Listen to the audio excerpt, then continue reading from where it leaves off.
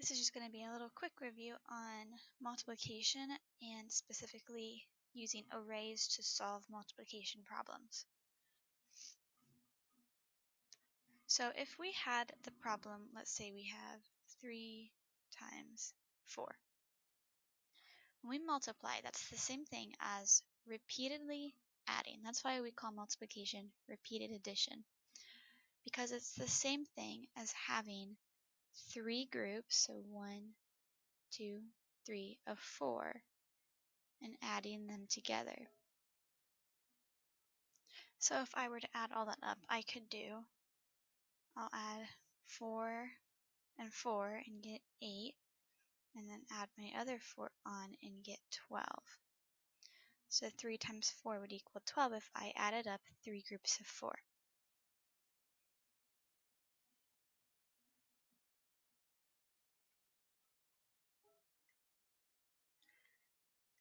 Now if I were to take that same problem, 3 times 4, and we just figured out that it equals 12 by doing the repeated addition, we can also do it by making an array. Now as a review on how to do the array, remember you look at the very first number, so we have 3, and that's how many rows you're going to have. So I'm going to go 1, 2, 3, and mark that I'm going to have 3 rows. Then your second number, 4, tells you how many are in each of the rows you're making. And remember, the ones we put right here count as part of the row. So we go 1, 2, 3, 4. 1, 2, 3, 4.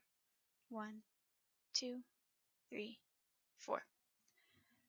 And to figure out what the answer is when using an array is you can just count up all the dots. We can go 1, 2, 3, 4, 5, 6, 7, 8, 9, 10, 11, 12. So we got the same answer. But something cool that's about arrays is you're still doing repeated addition when you do it. So remember I said that when you do repeated addition with 3 times 4, it's like you have 3 groups of 4 that you're adding up. Like that. But look right here. We have 1 group of 4, 2 groups of 4, 3 groups of 4. So that's 3 groups of 4 we're adding up. And if I were to count by 4s, I'd get to 12 again. I'd have 4, 8, 12. Pretty cool.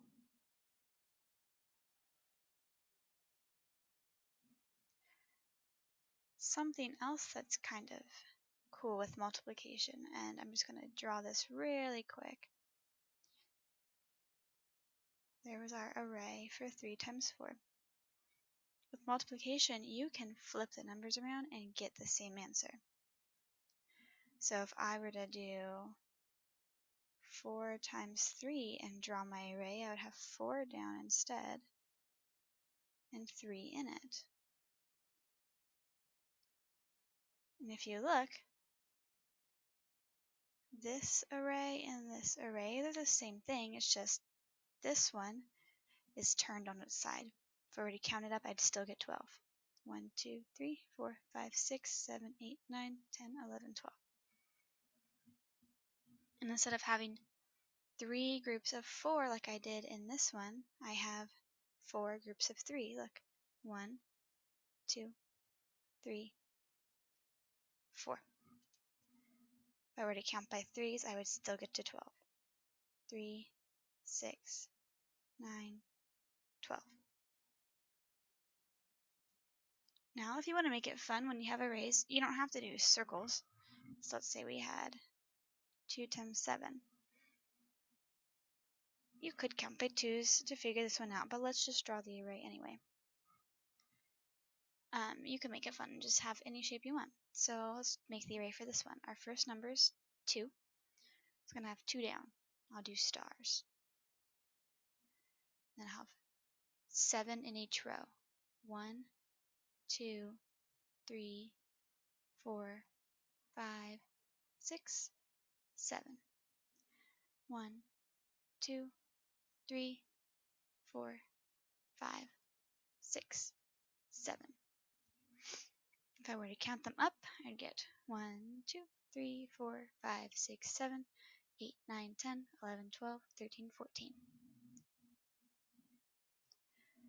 So I got 14 as my answer, and using arrays, I still can figure out how to do it no matter which way the numbers are oriented. So if it's 2 times 7, I'll get 14. 7 times 2, I'll also get 14. If I were to draw an array, it would just be this exact array, but just flipped on its side. So on your array worksheet, even if you know the answer, I want you to practice drawing them out. So even if, let's say you had 2 times 7 on your worksheet, even if you know it's 14, I want you to draw the array out. Just because it's good practice and it helps you visually see what multiplication is.